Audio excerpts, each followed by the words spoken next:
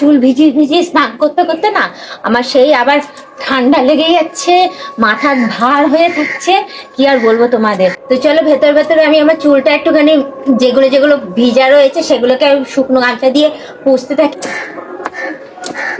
উফ উফ বাবা, সারাদিন পর কাজকর্ম সারা হলো।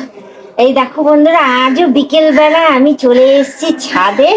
ছাদে এসে এবার আমি আমার চুল টুল সব শুকাবো, একটু চুলটা ঝেড়েও নেবো, কারণ খুব দেরি হয়ে গেছে আজকে আমার স্নান করতে। স্নান টান করে খাওয়া দাওয়া করেছি, এইভাবেই খেয়ে দিয়ে বাসন টাসন মেজে পরিষ্কার টরিষ্কার করে এসেছি আজকে বিকেল বেলায়। তো কি আর বলবো, আজও চলে এসেছি আমি আবারও সেই বিকেল বেলায়। এসে আমার চুল টুল এবার পরিষ্কার টরিষ্কার করবো, পরিষ্কার না মানে ঝাড়বো, ঝেড়ে ঠেড়ে তারপরে এ করবো। কি বলতো, সেই যে মাথা ভিজিয়ে হাফ মাথা ভিজিয়েছি, পুরো চুল ভিজাইনি বলতে পারো, শুধু এইখানটাতে ভিজিয়েছি, কিন্তু তারপরও জল তো ভেতরে ঢোকেই আর চুলে ভেতরে ভেতরে ভিজাই রয়েছে। তো আমি ভাবলাম যে বিকেলবেলায় যখন হয়ে গেছে, রোজই তো বিকেলবেলা আসি, তো আজকে কেন বাদ যাবে। তো আজকেও চলে এসছে আমি বিকেলবেলা ছাদে। এসে আমি আমার চুলটা একটুখানি ভালো করে পুছি নিই, কারণ বুঝতেই পারছো শীতকালের বেলা, শীতকালে তো বুঝতেই পারছো যে তাড়াতাড়ি বিকাল হয়ে যায়, তাড়াতাড়ি বিকাল হয়ে গিয়ে সন্ধ্যা হয়ে যায়। তো যার জন্য আর ঘুমাইনি, চলে এলাম ছাদে। এসে চুলটা ভালো করে ভিজা চুলটা পুছে নেবো, পুছে নিয়ে একটুখানি শুকিয়ে নিয়ে তারপর নিচে চলে যাব।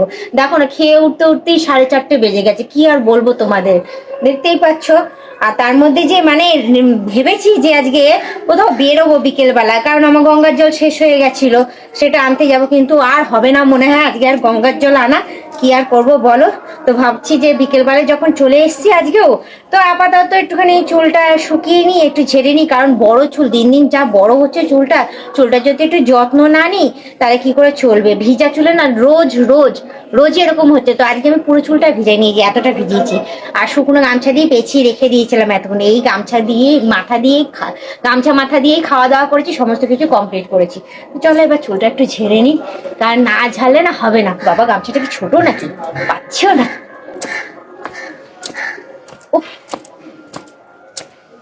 কেমন গামছাটা যেন ছোট্ট ছোট। তো যাই হোক, বড় চুলে আপাতত এইটা দিয়ে অ্যাডজাস্ট করে নেবো। এই দেখো, তো যাক ভালোই হয়েছে, পুরো চুলটা না ভিজিয়ে আমারই ভালো হয়েছে, কারণ রেগুলার রেগুলার চুল ভিজিয়ে ভিজিয়ে স্নান করতে করতে না আমার সেই আবার ঠান্ডা লেগে যাচ্ছে, মাথার ভার হয়ে থাকছে, কি আর বলবো তোমাদের, এতই অসুবিধা হচ্ছে। তো আজকে হাফ ভিজিয়েছি, তাও দেখো ভেতরে ভেতরে পুরো ভিজা, কি করে যে শুকাবো বুঝে উঠতে পারছি না। আর এদিকে কাজকর্ম সারতে সারতে খাওয়া দাওয়া কমপ্লিট করতে করতে বিকাল হয়ে যাচ্ছে, কখন আর শুকাবো চুলটা। রোদও সেরকম ভাবে ওঠে না এই সময়টা।